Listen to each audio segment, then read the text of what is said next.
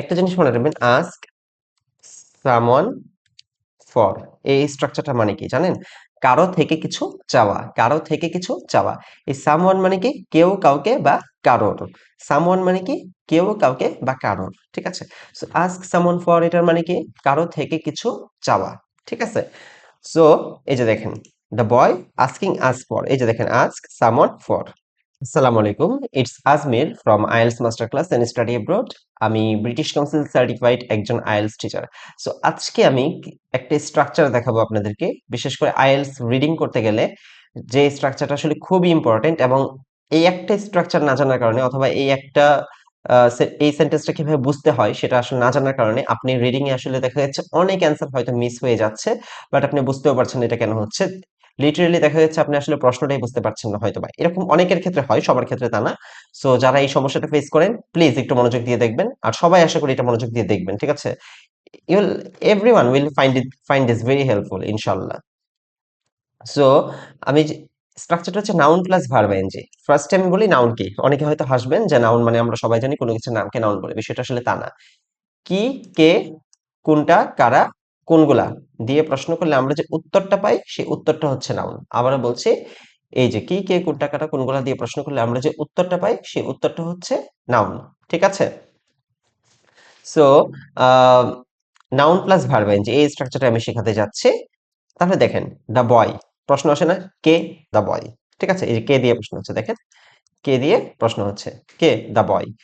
তারপর কি নাউনের পরে কি আছে? Directly verb NG, directly verb NG. ঠিক আছে? এটাকে অনেকে আবার জানেন কি করে, কন্টিনিউয়াস এর সাথে মানে একদম ঘুলিয়ে ফেলে। ঠিক আছে? যেমন হচ্ছে কি, I am going, or the boy is going. দেখেন এটা কন্টিনিউয়াস এর সাথে যাতে কোনোভাবে আপনারা মিশিয়ে না ফেলেন। যেমন কন্টিনিউয়াসটা হচ্ছে একটা বি ভার্ব থাকবে। ঠিক আছে? যে কোনো কন্টিনিউয়াস এর একটা স্ট্রাকচার, সেটা হচ্ছে be verb plus verb NG. Is, is হচ্ছে একটা বি ভার্ব। বি ভার্ব কি কি আপনারা জানেন?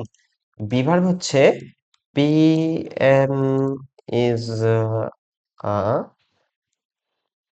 ওয়াজ ওয়্যার।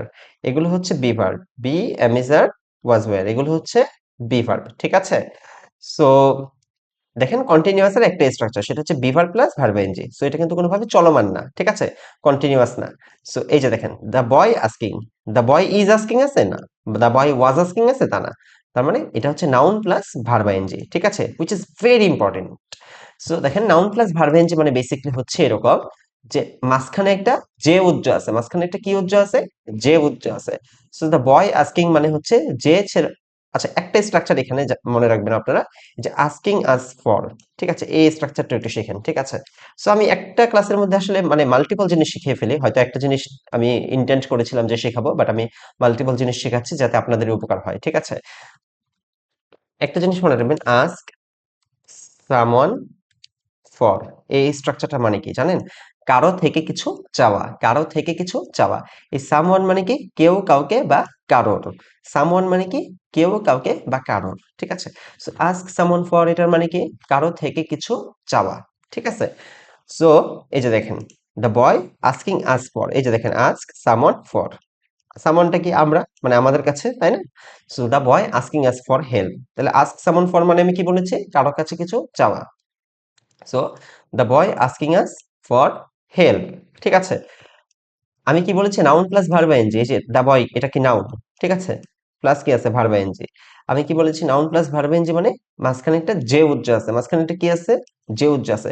তাহলে এটা হয় এরকম, যে ছেলেটা আমাদের কাছে সাহায্য চেয়েছিল ওয়াজ ভেরি পোর। ঠিক আছে? সেই ছেলেটা অনেক কি ছিল? গরিব ছিল। ঠিক আছে? সেই ছেলেটা অনেক গরিব ছিল। এখন প্রশ্ন হচ্ছে যে হি ওয়াজ ভেরি পোর কেন হলো না? দেখেন তো, হি, এই যে এরকম হলো না কেন যে হি ওয়াজ ভেরি পোর? দেখেন তো। সো এরকম হয় না যে যে ছেলেটা আমাদের কাছে সাহায্য চেয়েছিল, এই যে হি ওয়াজ ভেরি পোর, নরমালি তো এরকমটাই মেক সেন্স করে, তাই না? হি। আপনারা একটা জিনিস মনে রাখবেন, ইংলিশে যে হয় কিন্তু সে হয় না। ঠিক আছে? যেমন এই যে দা বয় মানে দা বয় আস্কিং, আমি কি বলেছি? নাউন প্লাস ভার্ব এনজি মানে কি? এখানে একটা যে উজ্জ আছে। তার মানে যে আছে না, যে ছেলেটা আমাদের কাছে সাহায্য চেয়েছিল। আমি কি বলেছি? ইংলিশে যে হয় কিন্তু সে হয় না। ঠিক আছে?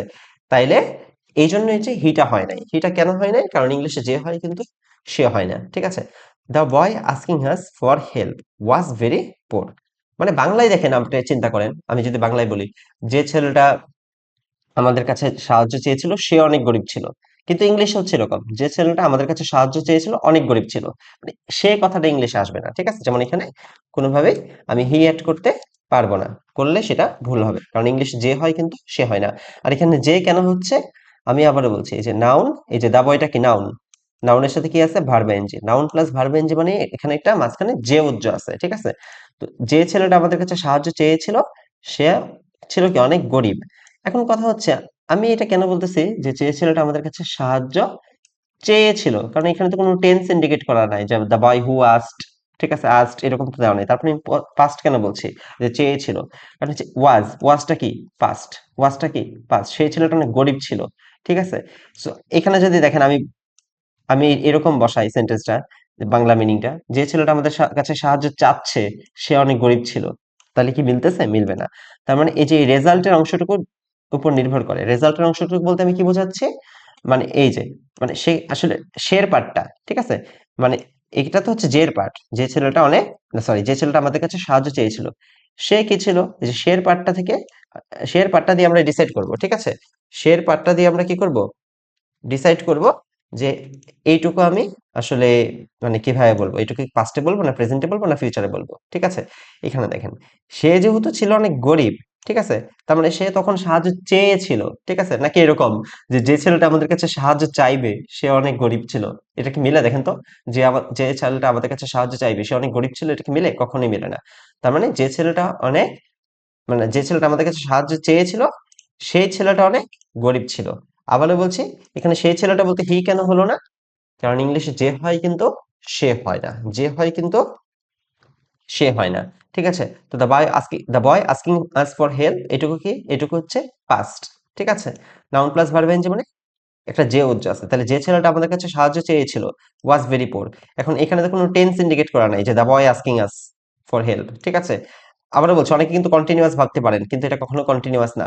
কারণ কন্টিনিউয়াস হলে আমি আগেই বলেছি, এই যে এরকম একটা বি ভার্ব থাকবে। কি থাকবে? এটা বি ভার্ব থাকবে। বি ভার্ব কি কি? এই যেগুলো be, am is, are, was, were. ঠিক আছে? সো যেহেতু এটা মানে ফাইনালি আছে ওয়াজ, ঠিক আছে, সে যেহেতু অনেক গরিব ছিল তার মানে সে আমাদের কাছে সাহায্য চেয়েছিল। তাহলে যে ছেলেটা আমাদের কাছে সাহায্য চেয়েছিল সে অনেক গরিব ছিল। এখন আমি আরো কিছু এক্সাম্পল দেই।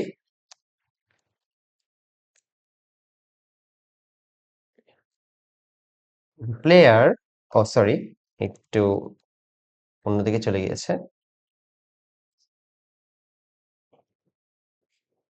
The player scoring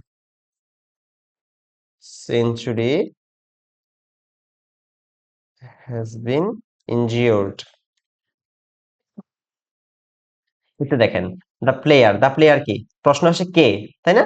আমি একটু আগে বলেছি এই যে কি, কে, কোনটা, কারা, কোনগুলা দিয়ে প্রশ্ন করলে আমরা যে উত্তরটা পাই সেই উত্তরটা হচ্ছে কি? নাউন। সেই উত্তরটা হচ্ছে নাউন। ঠিক আছে? সো এখানে আমি বলছি দ্য প্লেয়ার, প্রশ্ন আসে না কে? The player. ঠিক আছে? তাহলে দ্য প্লেয়ারটা কি? নাউন। এই যে নাউন প্লাস ভার্ব আইএনজি।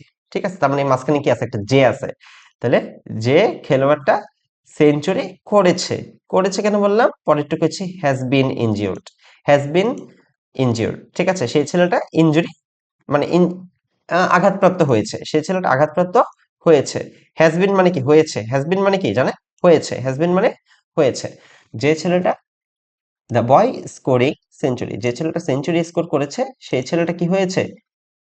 আঘাতপ্রাপ্ত হয়েছে। ঠিক আছে? এখানে আবার দেখেন, হি হ্যাজ বিন ইনজিউরড কেন হলো না? ঠিক আছে? কারণ আমরা জানি ইংলিশে যে হয় কিন্তু সে হয় না। তো the player scoring, noun plus verb I N G মানে কি? মাঝখানে একটা যে উজ্জ আছে। ঠিক আছে? যে হলে কি হবে না ইংলিশে? সে হবে না। ঠিক আছে? So the player scoring century has been injured. এরকম অনেক অনেক সেন্টেন্স আপনি আইএলটিএস রিডিং এ পেয়ে যাবেন, ইভেন লিসনিং এ পাবেন। ঠিক আছে? আর রাইটিং এভাবে লিখতে পারলে তো আসলে হচ্ছে, কি বলবো, আপনারা যে আসলে রাইটিং স্কোর নিয়ে চিন্তা করেন তা নিয়ে কখনোই চিন্তা করতে হবে না। সো আশা করি এই স্ট্রাকচারটা আপনারা বুঝতে পেরেছেন। না বুঝতে পারলে প্লিজ কমেন্ট করবেন, আমি সেটা আবার আরেকটা ভিডিওতে বুঝিয়ে দিব ইনশাল্লাহ। Thank you very much. See you in the next video, inshallah.